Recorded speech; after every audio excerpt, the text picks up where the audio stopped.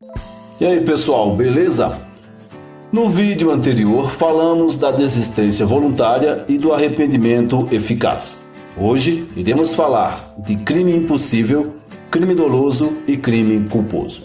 Tenho certeza que após este vídeo não restarão mais dúvidas sobre estes assuntos. Vejamos. Crime impossível, artigo 17. Não se pune a tentativa quando por ineficácia absoluta do meio ou por absoluta impropriedade do objeto é impossível consumar-se o crime. Vamos aos comentários. Ineficácia absoluta do meio. Significa o meio empregado ou instrumento utilizado para a execução do crime que jamais o levarão o agente à consumação daquele crime pretendido. Por exemplo, tentar matar alguém com a arma de brinquedo. Atenção! A arma de brinquedo é ineficaz se a intenção única seria matar alguém. Se a intenção era cometer um crime de roubo, é lógico que, nesse caso, a arma de brinquedo é um meio eficaz, tendo em vista seu poder de intimação. Uso de documento falso.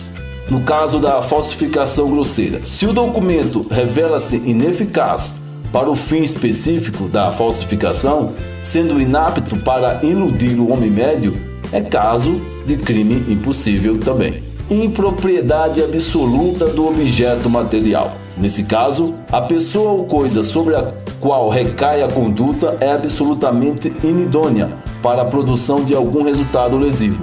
Sendo assim, o fato será atípico, em face da impossibilidade de o crime se realizar. Por exemplo, quem atira no morto pensando tratar-se de uma pessoa dormindo. Se a vítima já está morta, não há como o agente ter praticado um novo homicídio contra aquela pessoa. Artigo 18. Diz-se o crime. Crime doloso. Inciso 1. Doloso quando o agente quis o resultado ou assumiu o risco de produzi-lo. Como dizem alguns doutrinadores, o dolo é a vontade consciente de praticar a conduta típica ou a vontade de praticar o crime. Nesse caso, a vontade é aquele elemento subjetivo que alguns professores têm tanta dificuldade em explicar para seus alunos. Veja que este inciso traz dois tipos de dolo. O primeiro, quando o agente quis o resultado, e o segundo, quando ele assume o risco de produzir tal resultado. Ou seja, no último caso, ele não quer produzir o resultado diretamente, mas se o tal resultado ocorrer, para ele tanto faz. Sendo assim, o dolo pode ser direto ou indireto. O dolo direto ou determinado é a vontade de realizar a conduta e produzir o resultado. Ocorre quando o agente quer diretamente o resultado. É a chamada teoria da vontade. Por exemplo, o agente atira na vítima querendo que a morte dela aconteça. Ou seja, ele atirou com a vontade de matar. Dolo indireto, indeterminado ou dolo eventual. O agente não quer diretamente o resultado, mas aceita a possibilidade de produzi-lo. O agente não quer diretamente o resultado, mas aceita a possibilidade de produzi-lo, ou não se importa em produzir este ou aquele resultado. Ou seja, no dolo indireto ou eventual, o agente assume o risco de que o resultado aconteça. Por exemplo, imagine um caçador que efetua vários disparos a fim de abater determinado animal. No entanto, ele é advertido por uma terceira pessoa de que naquela direção em que ele está atirando mora uma família. Porém, ele não se importa e continua a atirar. Ou seja, ele continuou os disparos, mesmo tendo consciência que poderia acertar alguém e mesmo assim corre o risco. Se um de seus disparos atingir alguém e tal pessoa venha a morrer em decorrência daquele disparo, o agente responderá por homicídio doloso eventual ou homicídio com dolo eventual. Para quem não entendeu, o dolo eventual é o que muitos professores chamam-se de dane-se, vou arriscar ou vou pagar para ver. Atenção!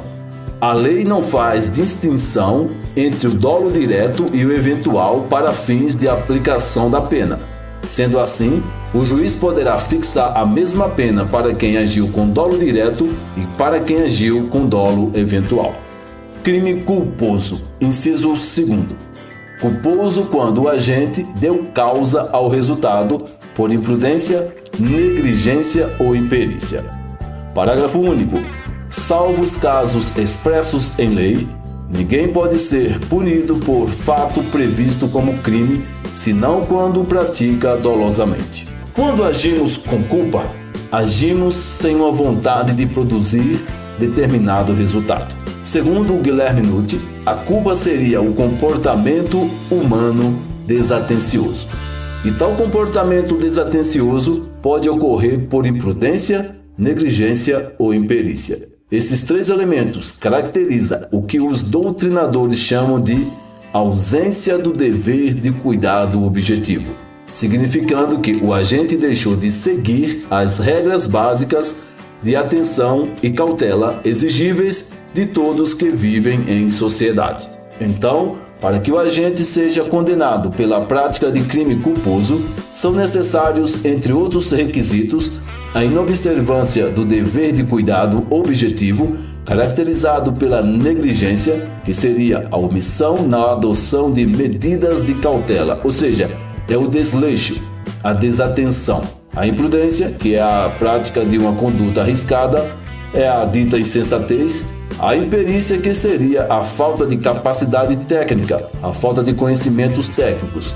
E é lógico que deve haver também o nexo de casualidade. Há dois tipos de culpa, a culpa inconsciente e a culpa consciente. A culpa inconsciente é a culpa sem a previsão do resultado.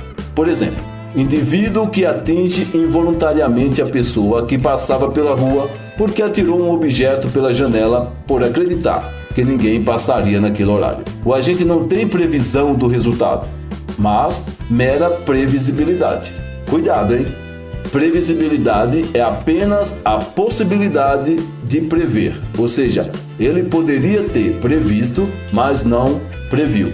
Já a culpa consciente é a culpa com previsão, ocorrendo quando o agente prevê que sua conduta pode levar a um certo resultado lesivo, embora acredite fielmente que tal evento não se realizará, confiando na sua atuação para impedir o resultado. Ou seja, na culpa consciente, o agente, embora prevendo o resultado, não o aceita como possível. Exemplo, um caçador que, avistando um companheiro próximo de um animal que deseja abater, confia em sua pontaria para não atingir o amigo, mas ao disparar termina por atingir o amigo, causando a sua morte. Veja que houve uma previsão, mas ele não acreditou que poderia errar o tiro. Ou seja, ele agiu com imprudência. Dolo eventual e culpa consciente. Uma questão simples que confunde boa parte dos estudantes é a diferença entre o dolo eventual e a culpa consciente. Como vimos, na culpa consciente, o agente, embora prevendo o resultado, não o aceita como possível. Ele não acredita que algo de danoso possa acontecer. Já o dolo eventual, o agente não quer diretamente o resultado, mas aceita a possibilidade de produzi-lo. É aquele tal foda-se. No dolo eventual, ele não age com imperícia, imprudência ou negligência. Ele age com vontade, ele age com dolo. Parágrafo único do artigo 18. O parágrafo único do artigo 18 traz um caso interessante. Vejamos. Salvo os casos expressos em lei, ninguém pode ser punido por fato previsto como crime, senão quando o pratica dolosamente. Isso significa o seguinte, que a regra é que os tipos penais somente podem ser cometidos dolosamente.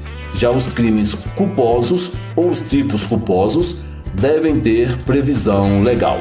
É o que alguns doutrinadores chamam de excepcionalidade do crime culposo. Ou seja, um crime só pode ser punido como culposo quando houver expressa previsão legal. Caso não haja previsão legal, o crime só é punido como doloso. Por exemplo, no caso de um assalto, a lei não prevê um assalto na forma culposa, diferente da receptação, em que a lei prevê a forma culposa no artigo 180, parágrafo 3º. É isso aí, gente, até a próxima, e no próximo vídeo vamos falar sobre os artigos 20 e 19. Inscreva-se para não perder nada e até a próxima. Tchau!